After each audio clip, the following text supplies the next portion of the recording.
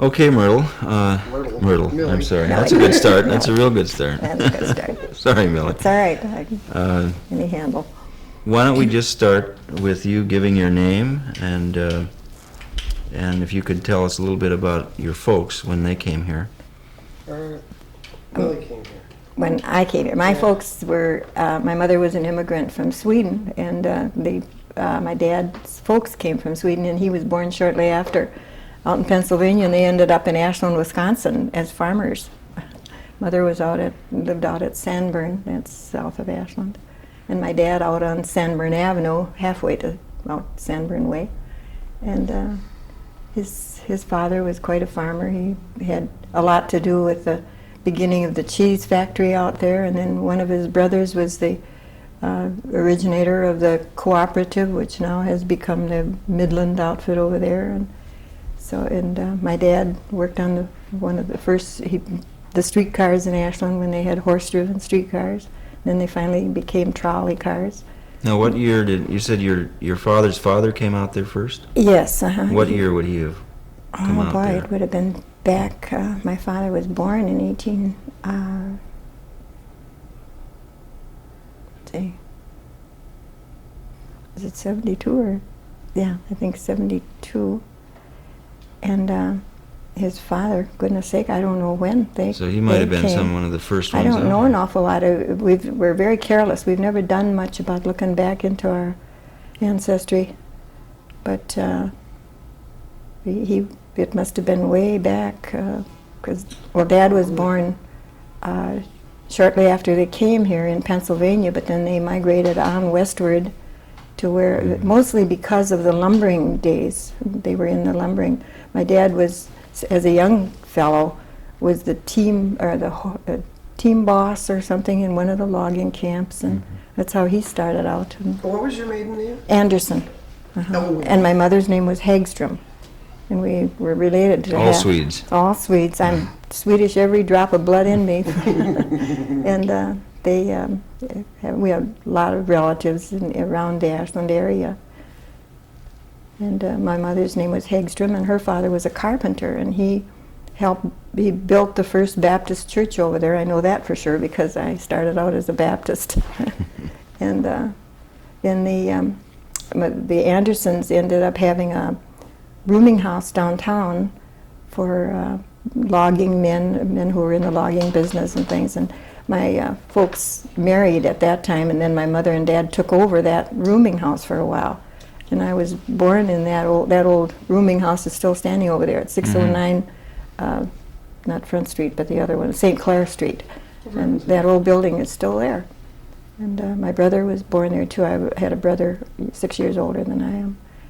And so anyway, then my dad ended up as a railroad man for the Sioux Line Railroad for quite a few years and lived right in town. But then it was the vogue for the railroad men to buy farms as a sideline. And of course my dad had to buy a farm way out at Sandburn, back out that way again. They seemed like they liked that area so much. And they moved out there, and I started school there on Sweet Alley, which crosses between Sandburn and Marengo. And then we were there until I was getting into the 3rd grade. Then they got tired of being that far out in the country, and he bought a farm right down below the breading iron works along the lake there, below Lake Park. And so we moved down there. So then I started in the 3rd grade downtown. And we used to walk up to the streetcar then and take the streetcar on up. And then later, when the streetcars went by the way, it became a bus route. But I had about 3/4 of a mile to walk from that farm up along the lake there up to the lake where Lake Park is. That's where the buses picked us up in the streetcar. Must have been a beautiful location. It was. It's a very lovely location. What is the farmland now? It's still partly a farm, but my dad sold off 40 acres that he had right on the lakefront because it was prime land, and so that has become some homes. I have a sister who just passed away and lived right on one of those pieces of land down front there, and my brother-in-law's still there, has his home right on the lake there. And then I had 2 sisters who have both passed away since they were younger than I am. And they were raised there and helped. My dad turned that into a dairy farm. So the girl I helped, my mother, of course, the truth was that my mother was the real farmer. My dad was still a railroad man at heart. Liked to be uptown. When he started the dairy, he would have to, they delivered the milk around town. It was before the big dairy companies came in, you know, and they'd deliver house to house and restaurant to restaurant and stores and places. So he had quite a big dairy going in, and then the younger girls took over, and I graduated from high school in 1929, and for some reason or other, this Howard W. Elmore, who owned the mansion and was a man from Chicago, he was in the brokerage business down there in real estate and things, and he had offices down there. And he is the one that built the fish company where Boudin Fish is now. And he also had a farm out along the lake here, halfway to Red Cliff, just about where Dobson's are out there. Well, the farm is still there, but the man has made a kind of a park out of it now. And he had that, and then he had a fish dock with an ice house at Red Cliff too. And he advertised for a stenographer and bookkeeper because he lived in the mansion there and did a lot of his connections with his office in Chicago from there, and he needed someone to do his stenography. And then I also was hired as a bookkeeper for his fish company, which he had started where Boudin's are. And this was just out of high school? That was just out of high school. I guess somehow, the principal recommended me or something because I had a pretty good standing in school. And so I came over, scared to death, and took the job with him. And so I used to... Had you ever been up here to Bayfield? Oh, we'd drive over. I came over as a kid to see the Indian pageant, and I can remember that, and a few things like that I remember. My dad in his day was a kind of a sailboat fellow, so he did have sailboats, but I was pretty young then, so I didn't know much about that. I didn't take part much on the sailboat, but he used to sail over to Madeline Island. That was a big deal, holidays and things, you know, to sail over to the island and back. But then that Ernie was running one of the boats for Elmore. He had a 50-foot boat that would pick up fish from the fishermen around the stations on the island. So he was around there that summer, the first summer I was here, and I didn't get to know him very well then, but then in the fall when things were slower and everything, he was around town more, and I got to know him, so then I started going out with him, and much to my folks' chagrin, because I was only 18 years old when I came, you know. And how old was Ernie then? Ernie, he's about 9 years older than I am, 8.5 years older. So here this older man was romancing. Yeah, right, and they weren't very happy. Besides that, he was Catholic. Oh my I was God. Baptist, which those days was a little bit rough. And but love doesn't listen to those things. No, right. So about a year later, then we decided to marry in a hurry, and we kind of ran off. They knew it in a way, but in a way they didn't know for sure that it was really true. So we went to Duluth and got married. You did? An elopement then? Then we came back and had the wedding blessed a week later at the Catholic Church. And so Ernie stayed a Catholic, and there wasn't a Baptist church here then, so I joined the Presbyterian Church, and I'm still there. So I was. So there wasn't any pressure on you to become a Catholic? No, neither one of us. I didn't try to take him away from his church, and he didn't try to take me away. And we got along famously, and the two girls went to the Presbyterian Sunday school, and there was just never any problem about it. Ernie always called himself a fallen away Catholic. He didn't. He was kind of not too active in it. So we got along fine. Now, did you tell me when you came to stay here, you stayed over? Yes, I stayed in your house here. Yeah. Mrs. Wilson was keeping hay fever patients in the summertime, and then she kept teachers when they came in the fall. And then Andy Pulaski and a nephew of hers by the name of Emil Sandstrom, who had the Standard Oil station then, stayed there too. And I couldn't get in until the summer people had left, so I stayed at the McCarty house. Had just a room there then, but I had to eat downtown. But then Mrs. Wilson had room and board, and so I moved over there then when the people left. Yeah, so what year was that? That was in 1929. Okay, so the Knights had left this house by then? Yes, Mrs. A Wilson. long time before? I think Mrs. Wilson had been in it a while, but I don't know just how long. Like 10 years, maybe? Probably around that. One of these days I'm going to figure this out. Yeah, well, I wish I could tell you more about that, and it's a shame that I really should know, but I don't even know if Mrs. Wilson owned it, because then it wasn't, after she left there, she went down to the house where Rittenhouse is, and she did buy that, or owned that, and she was there a while, and she still, in the meantime, I had gotten married, of course, so I wasn't with her anymore, but she had teachers and people down there, too, for a while. But it seemed like she wasn't there very long. Then she moved down to, in the area where Agnes Nelson is. That was a telephone company building there or something, I think. And then the telephone office was there. I remember that because I was friendly with the lady that was running that, and I used to go there once in a while. So you were living here until you got married then? Yes, I was married. And then where did you then, and Ernie move to? When I left Mrs. Wilson's house, we went out and stayed with Ernie's mother and Ernie's sister. Her husband had passed away, and she had 4 children, so she had moved over with the mother, and Ernie's one brother was still there, and we stayed there a while we were getting ready to move into the house that burned down out there across from Wilfred Peterson's. That was my sister-in-law's house. Her husband. Oh, you mean the one that just burned down? Yeah, the one that just burned. That was Alan Stahl. He was from the Stahl family on the island, which is kind of a historic family, and he was working on a dock for one of the woods over there and drowned while they were loading rocks onto the dock. A little skiffy had capsized or something, and he drowned there, and she had the 4 kids, so she moved back with Ernie and his brother and Grandma, and then we were getting ready to take over that, live in that little house of hers. It was vacant for quite a while and needed some fixing up, and so then we moved into her house, and we lived there.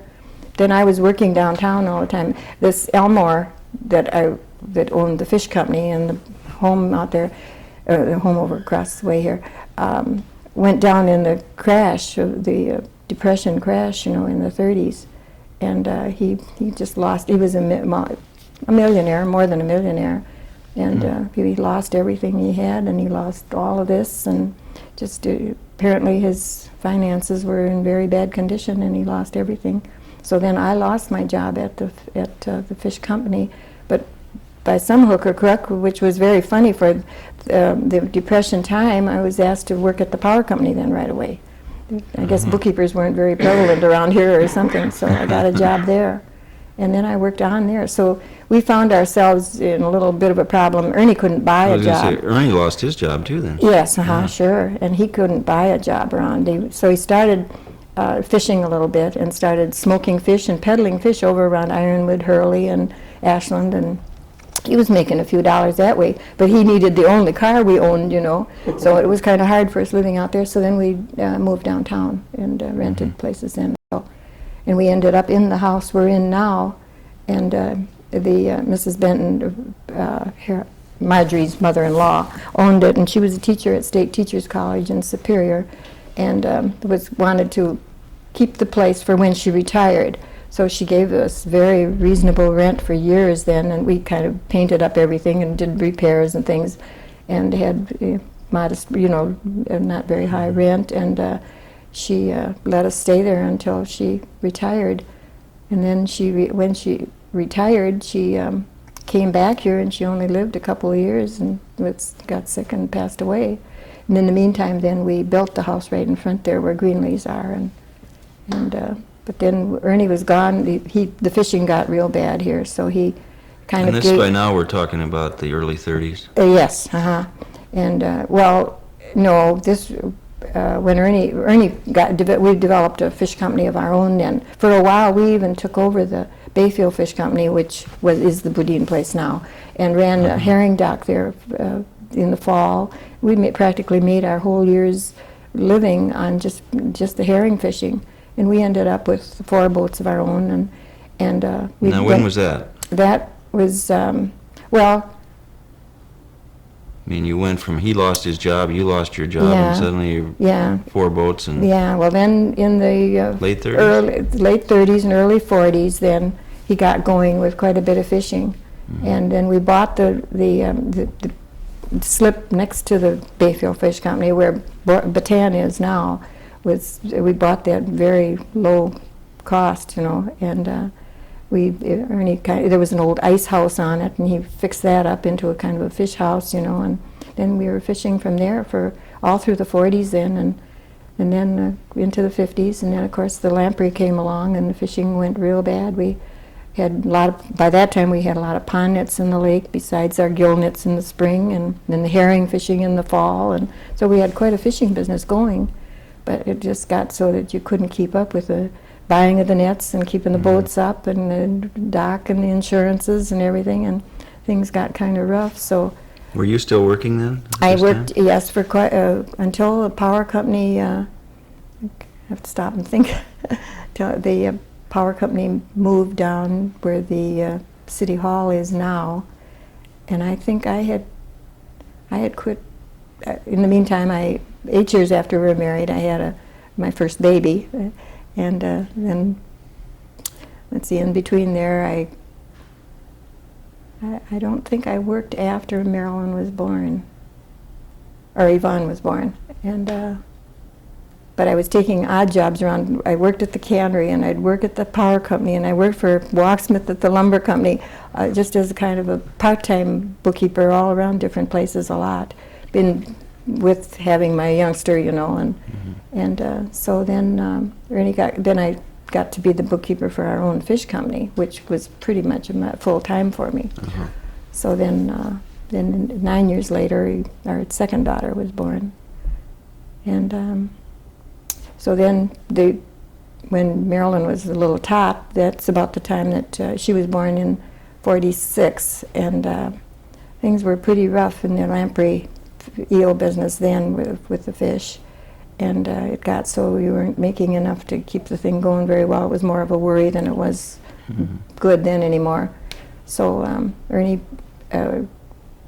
had a couple of nephews here who he had gotten into handling boats and things with our boats. They'd work for us a lot, and one of them went out Detroit way and got to be into tugboat work there for dredging companies. And he called then when things were getting kind of bad here, and he says, "Uncle Ernest, do you want to come out and go on one of the tugs as a captain for us?" He says, "We need somebody real bad." And so Ernie dropped everything and left the pond nets in the lake and everything, and me with the fish company, and he left and started on working on with the dredge companies on the lakes. Oh. And he ended up working on all the Great Lakes, all 5 of them, and then 2 years later we sold the dock then. But those 2 seasons, I ran the herring dock during the fall and made a little money here too while he was gone, and with the help of different fellows who had worked for us. Ray Nelson from the island, you know, and there was another fellow who had the store where Andy Pulaski ended up, Sig Anderson. He was kind of a fisherman at heart, so he'd help me with running the boats and handling the fish in the fall. And so we managed to hang on then for a little while, but then we had a chance to sell the dock. So we sold the dock for a very, very low price. You'd never believe what that whole slip and dock went for. And so then from then on, Ernie stayed on the lakes, and he was able to build up a retirement, and then I was hired at the school, so I worked 21 years at the school then. And that was the end of my working days. Wow, 21? I was bookkeeper and We packed a lot of living in here. yeah, quite a bit. But I was bookkeeper and stenographer for the superintendent then for the rest of the time. But Ernie, I'm glad it's shining. Yeah, Whatever you angle bet. it's coming in at. Okay, where were we now? Well, Well, let's see. when Ernie left to go out on the lakes because the fishing was so bad, he was among a number of people who Oh yes, left. oh yes, I should say so. But you know, John Bamey was another fellow who was in fishing business, and Eleanor Frostman's husband, he went dredging too. He went on the tugs too, and And Carl Dahl went Carl down to Dahl Chicago. was another one, yes, and And this was the early 50s when the Lamprey first came? yes, it was in the. Seemed like I can't remember the date. maybe toward the middle of the 50s they Middle were of the real 50s. bad, is when they were really concerned about them. And So he never went back to fishing then? no, he had sold the dock. Right. And he, of course, would be gone, and he usually didn't come home until just about Christmas time, you know, when the dredging companies would have to quit for the season. And then about first part of March, he'd have to pack off again and go, because they'd be starting up again, you know. And Would so he be able to come home weekends? Yeah, he used to come home about every third week. The captains would arrange with them among their own crews to work extra hours. I think they'd take a half a shift, so they'd work about 12 hours at a shift. And then every third week, they were doing this for each other, kind of. Then every third week, he could come home for just about a whole week. And so he'd fly into Duluth, and I'd meet him, or Ironwood sometimes, and then I'd pick him up, and he'd be home for about a week. And then And he did that from in the 50s till when? Well, I retired in '79. He retired about 75 or 6, I think. So he had 20 years. He had about Oh, 18 years in Yeah. it. Wow. Yeah. And That explains a little bit why I don't remember him very well. From oh, sure, when he was gone most he was of the gone time. when I here. was really Mhm. starting to come up Yes, here. he was gone an awful lot of the Yeah. time. And then I used to go out and just, I'd fly out to different places and stay with him a few days too, once in a while, when I could have a little time off. But after Don Anderson came, they took over the bookkeeping and everything up at the school. At first, the clerk of the school board was doing part of the bookkeeping. I can't remember how in the world they were handling that, but so my work was mostly as secretary for the principals and the superintendent. And then when Don came, he took over all the bookkeeping, and so then we started the books in the office, all of them, everything. And then, of course, gradually they didn't even have principals when Don was first here. There wasn't a high school principal or an elementary principal. And then they gradually got that straightened around, and so that was a big help, because the high school principal then had a secretary, so she could help with the lunch program and things like that, and more of the student type things. But we were doing all the records and everything in the superintendent's office. So it was a pretty busy job, believe me, I should say. And then Don went for his PhD during that time, so he with a certain arrangement with the school district or the board, he was able to, he'd leave on about Tuesday morning, early in the morning, and go up to Twin Cities, and he'd stay and come back early Friday morning. And that's how he did his PhD. And so I was kind of alone there for a while too, in that office. So when I think back, I haven't even thought about these things for a long time. It was kind of rugged for a while. Were Yvonne and Marilyn in school then? Yes. Yeah. Ooh, that must have been a lot of fun. Yeah. Yvonne graduated in '65 and in '55, and Marilyn in '64. So they were there. What are some of the, as you look back during this, I mean, all these different times in your life in Bayfield, what are some of the highlights, some of the memories, some of the things that really stand out for you and Ernie or yourself? Well, other than the birth of our little girls and Well, things that might have happened in town, or Ernie was quite active in the city affairs all the time. He was a councilman for about 14 years, and so he was always active. And then I got onto the architectural board and the planning commission when they got started. And so I began to be kind of active too. For a while I was the city clerk on the side, and I also was secretary of the Chamber of Commerce for a while on the side. So we kept awfully busy all the time. I don't know why we got ourselves into everything, but we both enjoyed it. And Bayfield was going through some changes. Very much so, yes. You And bet. Then we had our terrible floods, which were... Ernie was, when the first flood happened, Mr. Walksmith was the mayor, and he was up in years, and he became very frustrated with it all, so he tried to get Ernie to take over as mayor, and Ernie didn't want that, so he happened to be chairman of the council at that time, or whatever you call him. I don't remember if it was chairman or what. But so Mr. Walksmith just resigned, right, cold turkey. Was this now at the 42 flood? 42 flood, And so then he asked Ernie to take over, so Ernie had to get out and get bulldozers in here, and we went down to Ironwood and Hurley to the mines and begged for piping and things to pipe down from the ravine here where most of the damage was from, and they got help Ernie was in good stead with the Bayfield County because he was also on the county board, so the county chairman they were just wonderful those days. They came over and everybody helped Bayfield, believe me. And so he got a lot of help from county equipment and things, and so they got through that first one, and then of course, a few years later they had another one, and but by that time I think Mr. Hadlin became mayor, and he was younger, and Ernie was still on the council end too, so the council worked very well together in those days with the mayor too, and they got through those years, but There weren't rugged. elections figured by coin flips. No, you bet not. I should say not. Oh dear, shake my head at that. It's kind of a story all of its own, isn't it? So you guys were both pretty well involved in the whole political. Well, I would say, arena, without bragging or anything, I would say we were involved Yeah, a you lot. sure were. Yeah, So there were some. yeah. I'm sure there were pressures you had to. Oh, very much so, and then and yet there were a lot of good things too, mostly good things. Yeah.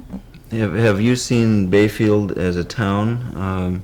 You were on the planning commission. You were involved in the architectural. Yes. I mean, have you seen Bayfield evolving in a way that you? A lot of things for the better, lots of things. Few things that I haven't liked, but you can't, you couldn't control everything. But we had a lot of good people helping and worrying, and we felt we did a lot. We helped keep things from getting commercialized here too much.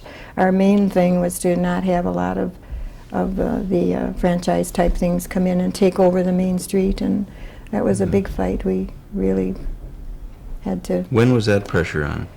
Well, that was a lot in the 60s, I would say.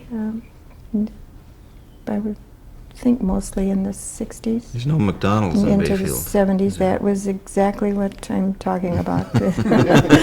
Yes, you bet. And how did you fight And- them back? I mean, most towns have not Well, fought we them just back. developed our zoning ordinances where it was absolutely restricted, and that's we got them passed through the city council, and then everything was okay as far as the state of Wisconsin was concerned, and So the rules say no franchises of any kind. absolutely on the main street. No pizza parlors, we no- offered them they could be out on the corners of town if they wanted to, but nobody wanted that. So, and then especially the part down where the new bank is, they tried hard to get in down in that area, and where the bank and the drugstore in that part of town.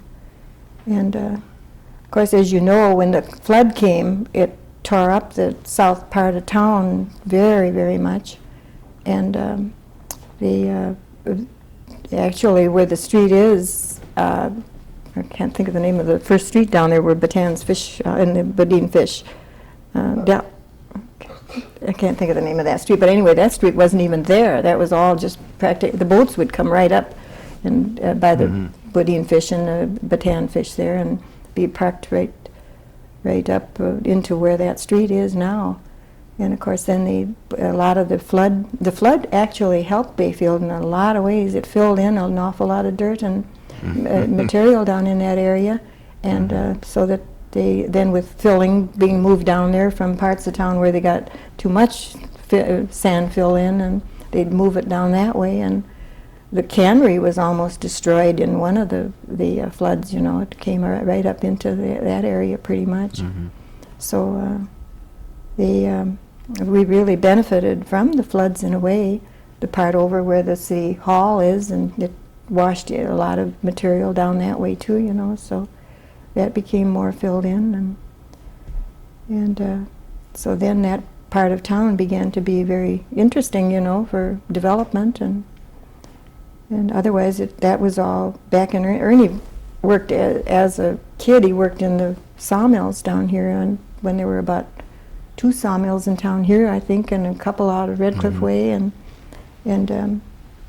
he was very much interested in everything that went on in that part of town, and after he worked in the last sawmill that worked here. He said he always says he was there when the last log was sawed. And of course then everything started changing when the sawmills were torn down. And They were actually torn down?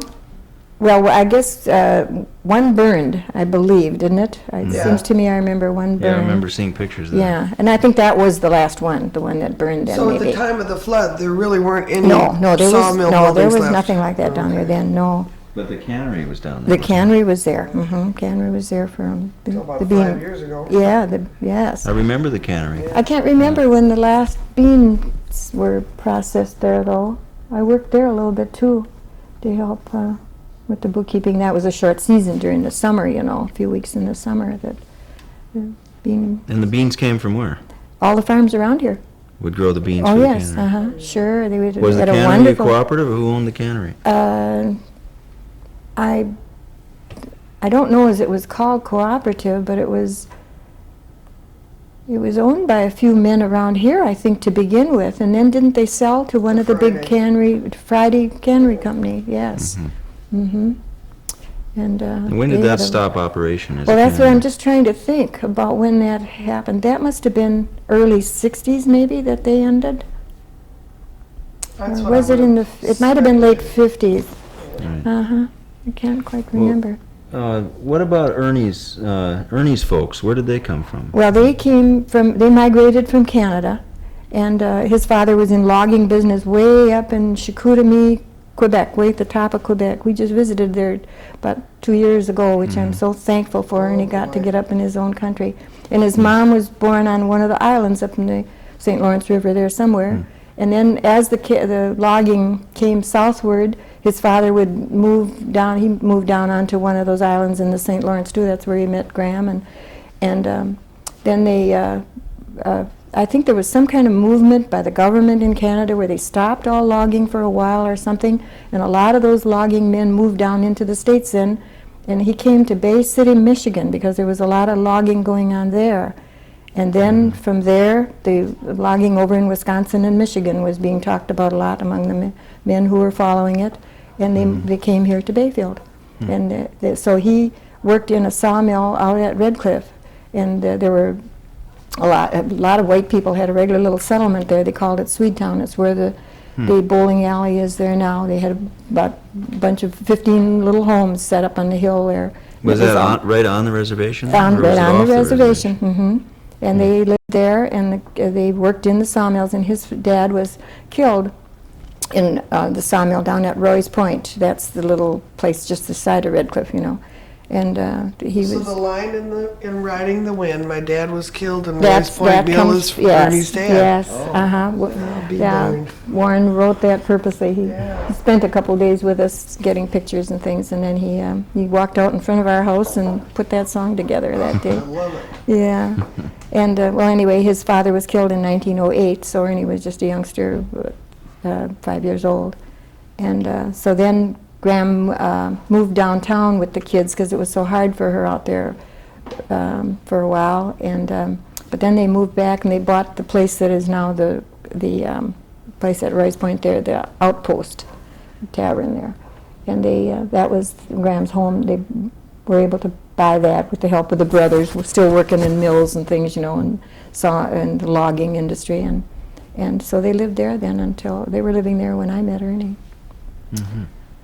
So his folks had a lot of history behind them. Graham was a midwife, and she brought an awful lot of the people around this area into this world. The doctors would have to come out there by horse and wagon or sleigh, and Graham would be there on at the home wherever the baby was being born, and was helping, and she was called the midwife of the area at that time, and so many of the people around here remember her as being the doctor's nurse and midwife. And then when Ernie's father was killed, they had to just take him by stretcher up to the home, and he passed away there. There was no way of getting him to a hospital or getting a doctor out there real fast or anything, so he just literally bled to death, I guess. He was caught in the cogs of some machinery or something, and it was a tragic thing, terrible. Yeah. So that was...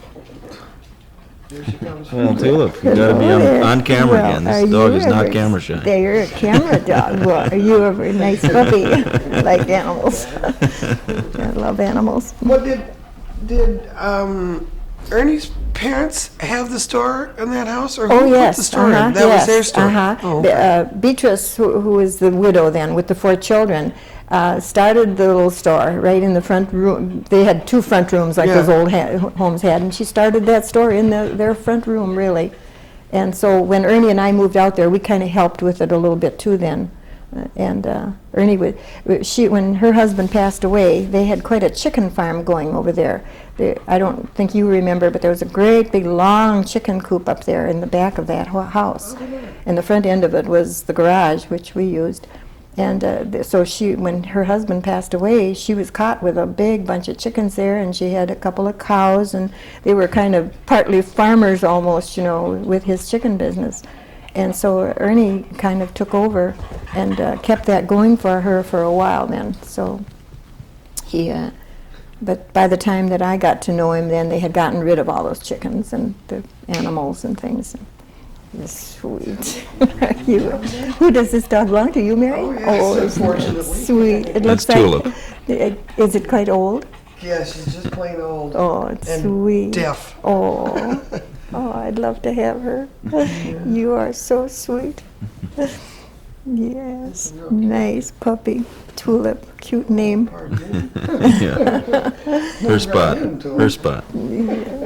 Yeah, awful nice. When did the but you and Ernie never ran that store right at the very beginning? No, his brother did, Philip. Oh, when okay. Beatrice, it got to the point where she didn't want to be doing that anymore, and Grandma her health was kind of failing. Yeah. So then they moved downtown for a while, and lived first where Millie Kovacevic lived over there by the mansion over there, and then they moved up. Beatrice bought the house where Tony and Julie are now, and Grandma died there. And in the meantime, we had moved into the house where we are, and his brother Philip kept the store going out there then, and until his wife, they built a house downtown too, and he sold the store. I'm just trying to think who it was he sold that store to first. Mr. Jensen had it for a while. Oh, that's right. But somebody had it before him. I can't remember who that was now. But anyway, he sold the store, and they moved built that house where they lived downtown. And his wife passed away there, and then he passed away shortly afterwards. So that was the last of them too. So Ernie has a sister living yet out in California, San Jose, California. She's going to be 94 now in another month. And we're just going to go out and see her now before this happened to Ernie. We would have been gone that same week when this happened.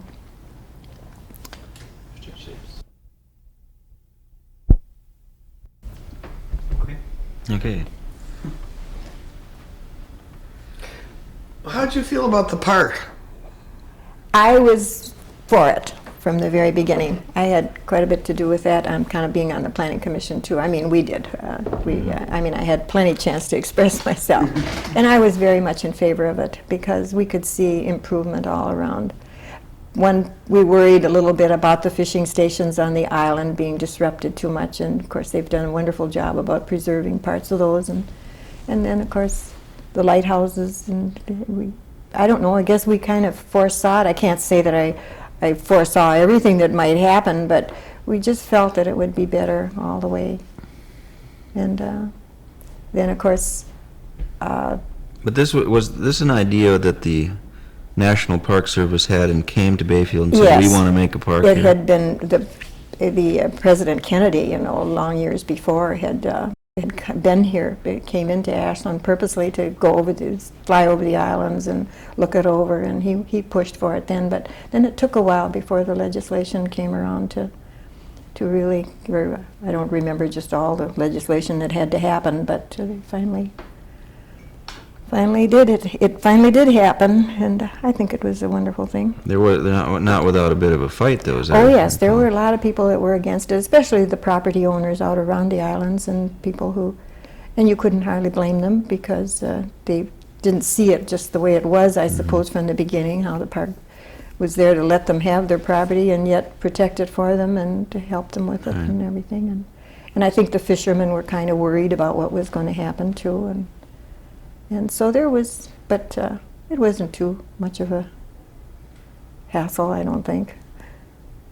It didn't split the town in half. No, no. We had a lot more hassle with zoning the town into different districts and things. And I remember one instance, it was the Rittenhouse. It was a residential area, and a lot of people were against making it commercial so that they could have what they have, and several of us went to bat for them because we really felt that it was such a good thing, and we could kind of, I don't know how we foresaw what would happen there or not, as it has, but it, and then along the way they decided to serve food there, which made it definitely a more commercial area, and then there came time they wanted their license to have wine, and a few people had to be against that, of course, too, and we had to go to bat for that, too, and things like that were turning up along the way, too, At the time the Rittenhouse went to get that dispensation from the state and from the town, wasn't the piece still on the books about liquor on one side of the road as opposed to the other? It was still written out. Now we've taken it out. That's gone now, I think. They would only allow liquor on one side of the street. I forget just which way it was. Well, it's the south side. The south side, right? Because Morty's Bar was there, and then the Bayfield Inn got theirs, and what's the rationale for that? Well, to limit it, I guess. And then there was You a didn't- time they could only you have have drunks 5 crossing the places street? in town. Well, the folklore is that when Bayfield was first chartered and everything was getting written down, there needed to be one side of the street where the decent women in town could walk without running into the drunks. Mary's right. That's right. I love it. That's been one of my favorite One idiots. side of town, the street could be rough stuff, and the other one had to be nice. But that issue of one side of the street or the other was one of the arguing points when the Rittenhouse was going before yes, it's City Council. talked about. Yeah. It was, yes. That was still a current argument. Yeah. Isn't that ridiculous? It came up. You bet it did. Yeah. And then they at one time they did have it limited. I think that's passed by the way now too. That there could only be so many places having liquor. Right. Well, the liquor is still limited because that's state law. Yes, that's But right. beer But beer and is- and wine. No, not wine. Oh, not wine? goes Wine? with liquor. I mean, liquor Oh, does Right. Oh, There's Mary, only a fixed number of liquor licenses. Mary right. knows more about it than I do. Yeah, then. unfortunately, I know. Right, too you- much you've about had it. it. Yeah. So anyway, well, we had to go to bat for the Rittenhouse to get wine too. Yeah. Yeah. Well, what is it about Bayfield that got in your blood? I mean, you weren't born and raised here. You Well, came up, moved up here, fell in love, got married. I and- suppose because I fell in love, and I've always thought it was so beautiful. There just isn't any place like Bayfield, really.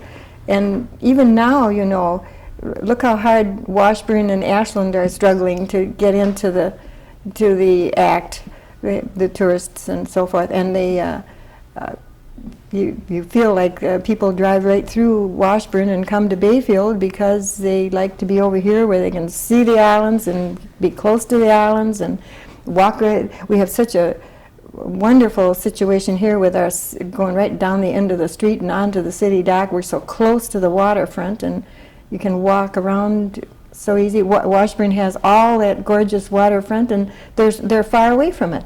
Their city is set too far back. But I suppose there were reasons for that in the past with their industry over there, and they had to keep the waterfront for the railroad part of it, and the boats coming in and things, and they built the city too far back. But things change in the towns, and Bayfield, for some reason or other, everything just seemed to work itself out as things were moved around here.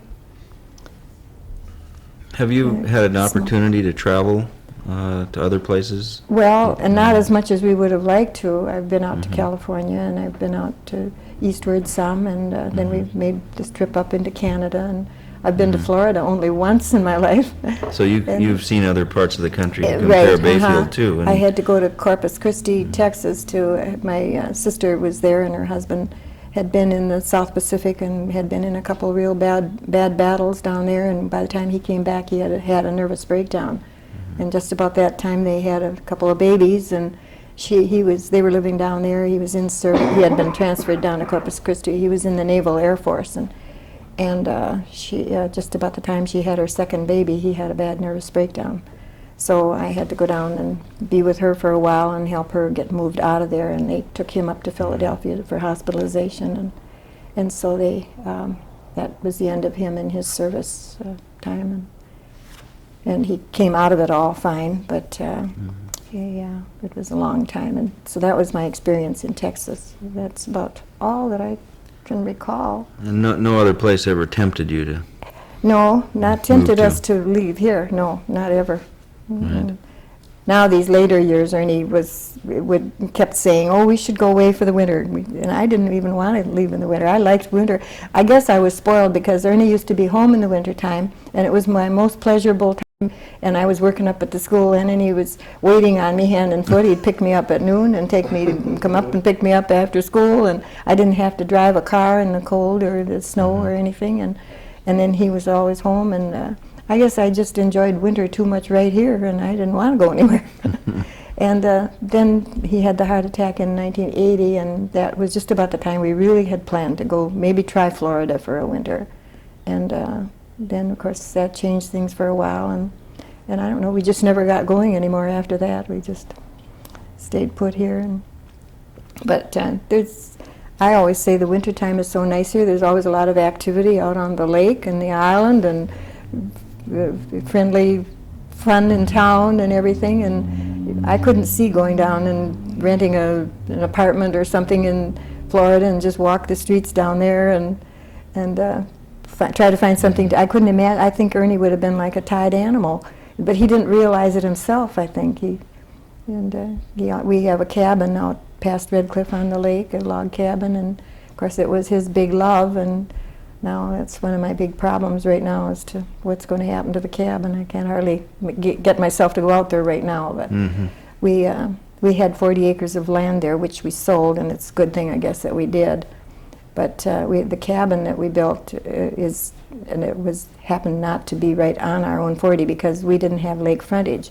And the man who owned the lake frontage there was a real good pal of Ernie's, and he said, "You build your cabin right by the beach so the kids can be by the beach and things." And he and his brother fished during the winter out of there as a kind of more of a sport than a business anymore.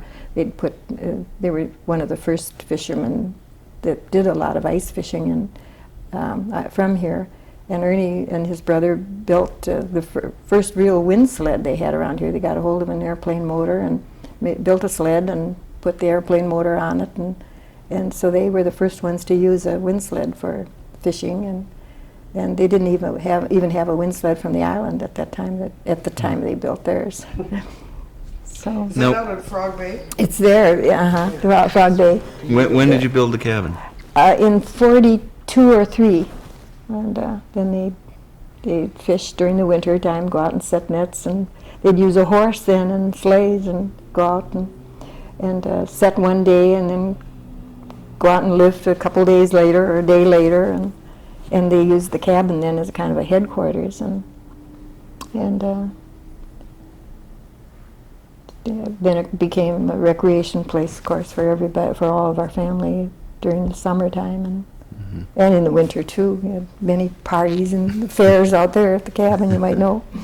So it's just a one-room log cabin, and it's very crude. And Right. we have some bunks in there, and an old wood range, and gas refrigerator, and then we have a gas stove too with an oven on it. So in case we want to be there in the hot weather, we didn't have to fire up the old. And then we have a Franklin fireplace, and it's just very crude. Sounds great. It's everyone loves it.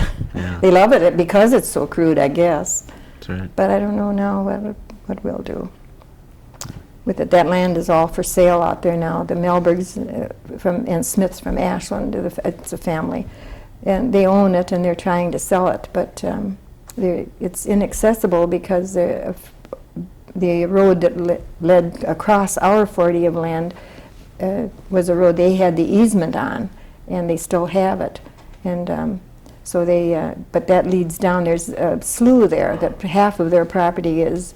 It's on one side, on both sides, and they can only get to the other half by a little bridge that goes across from our side of it.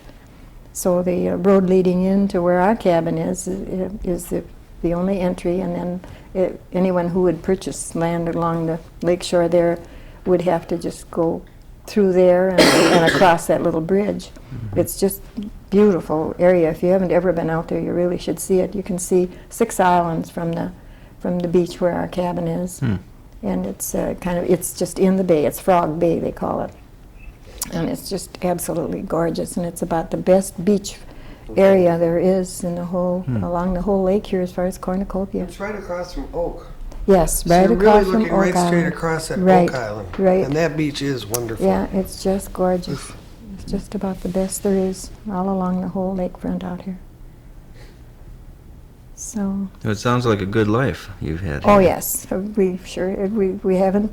A lot of times we were pretty hard up. We had to borrow money to fix up the nets for the next year and buy new nets and things. But then we'd be real rich after a big herring fishing. You know, we'd be just fine for a while, and then by spring, by the time we hired a couple old fellows to mend nets all winter and everything, it was pretty hard on the finances.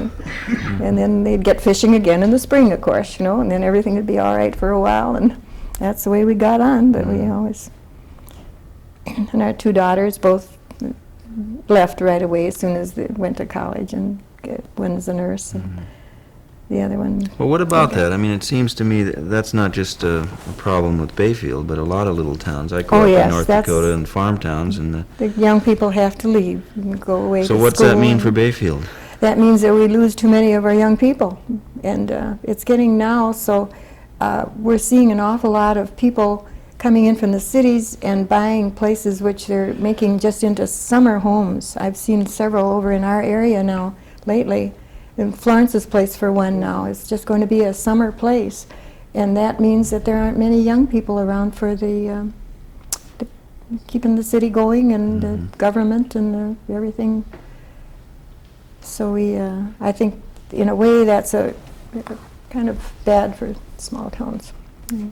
The older people get left, and they want to get out of things, and they don't want to keep active all their lives, and the organizations and things. What could help that situation? What could turn that I around? think- mean, I think some little industry of some kind again, like we had when all wood manufacturing was here, and I saw better times then, I think, for the younger people. At least some were making enough to at least have little homes around, and some owned their own, and some would rent and things. But I think that we really need something beside just tourism and summer business.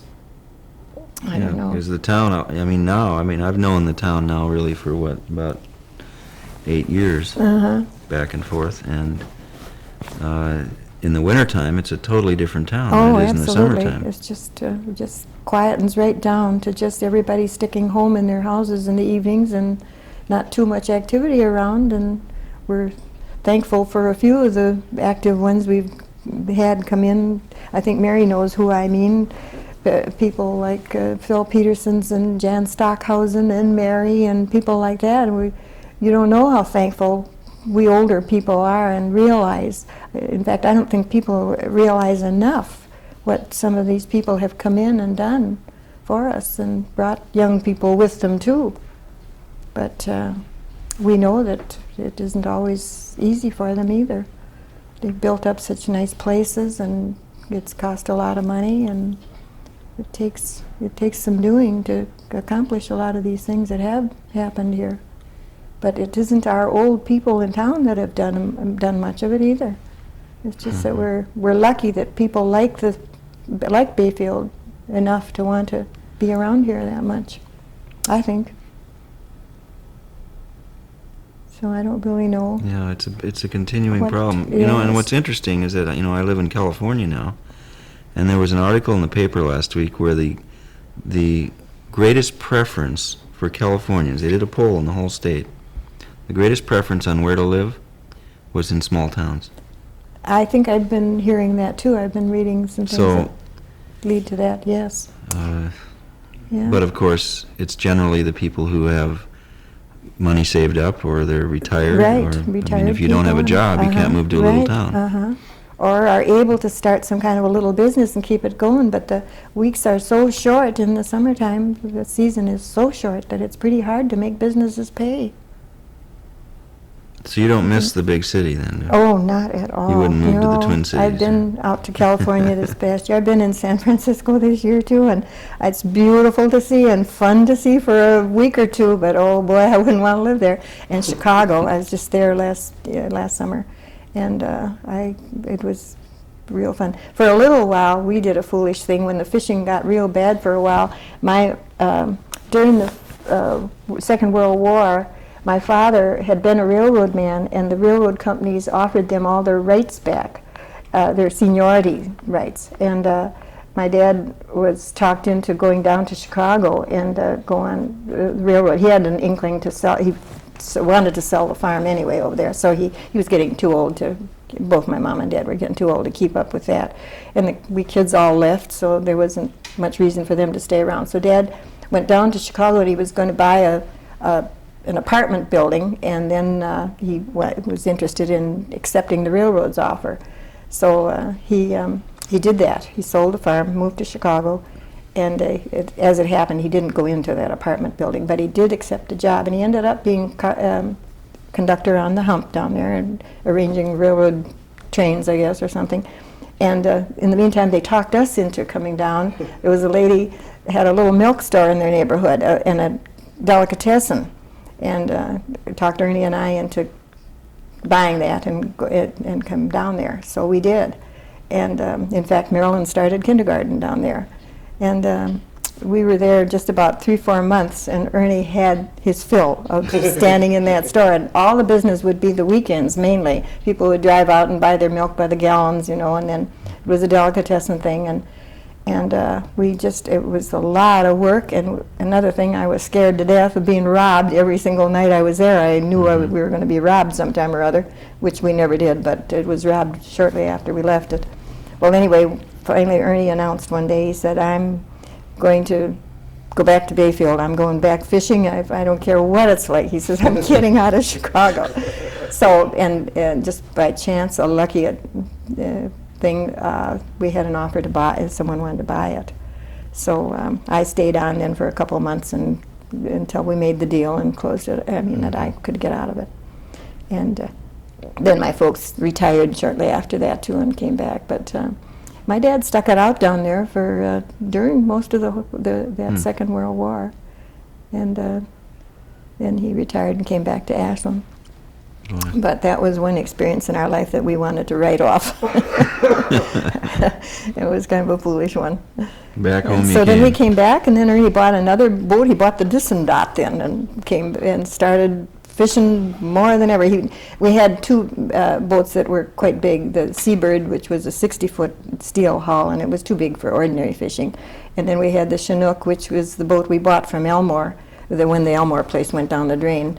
And that was a 50-foot boat, and that was our livelihood for many years, that boat. We did all our herring fishing with it, and Ernie ran it as a trolling boat in the summer, and he hauled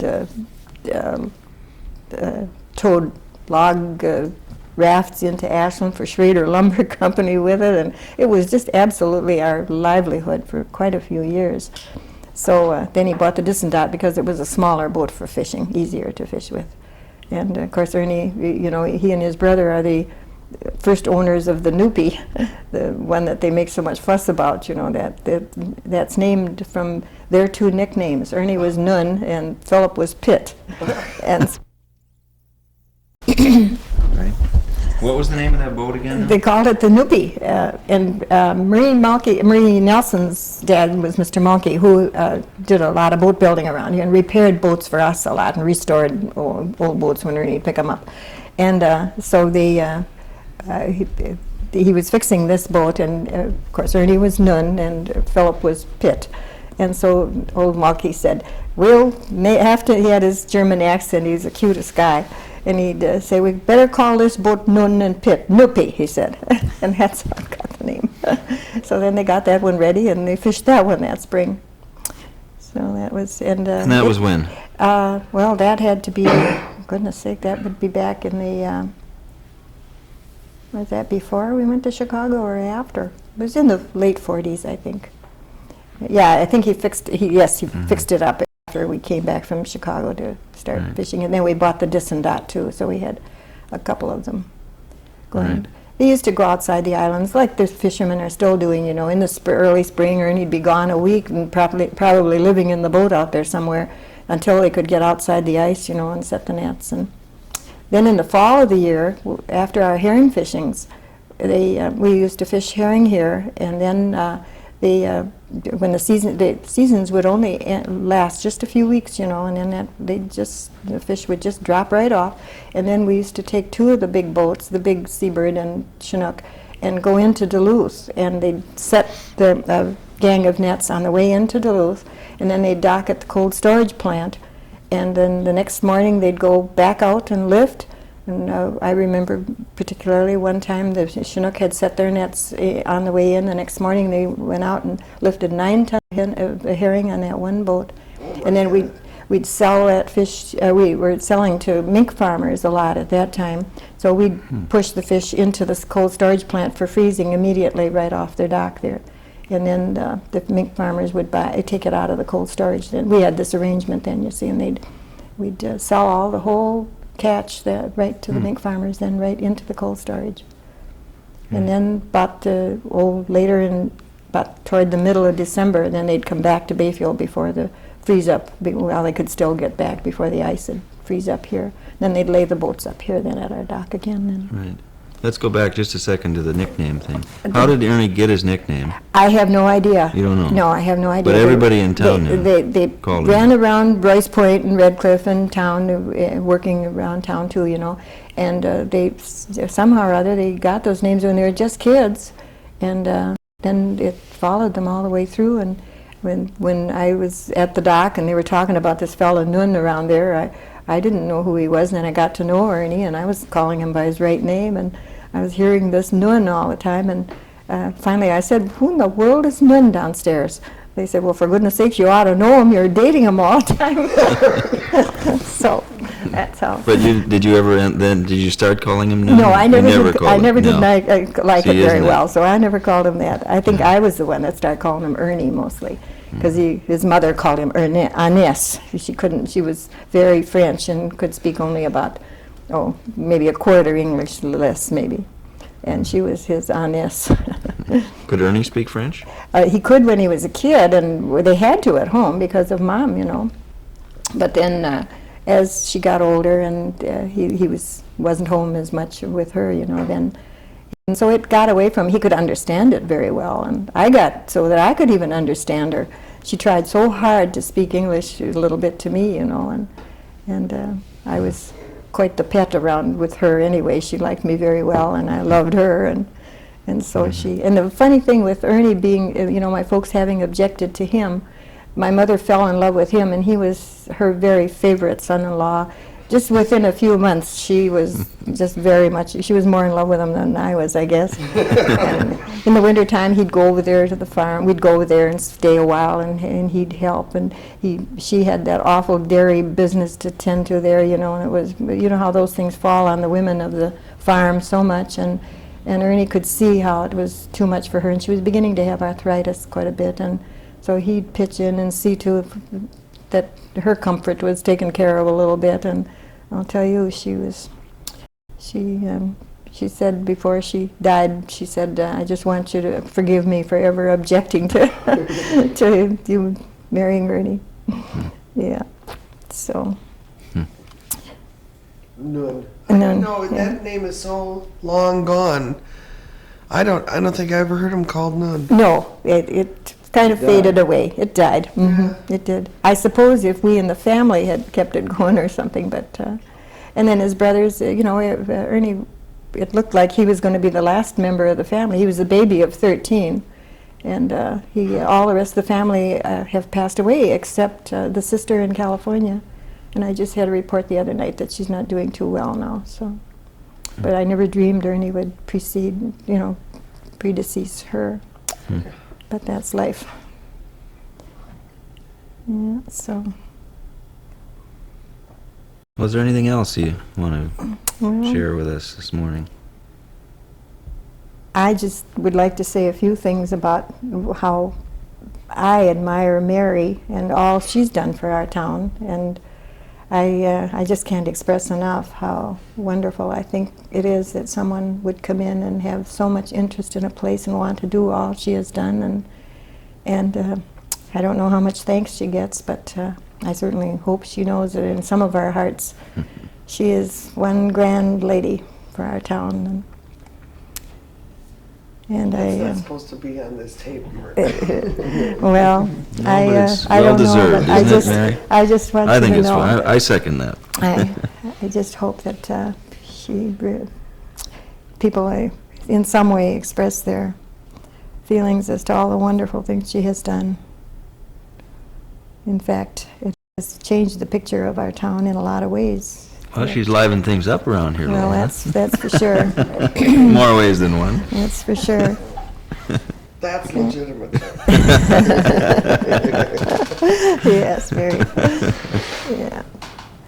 Well, thank you so much. Well, I didn't realize that this was going to get to be a thing like this, but Yeah. I certainly am happy and enjoyed it, and I hope that it turns out all right. And Well, we'll all find out, I guess. won't we? Yeah.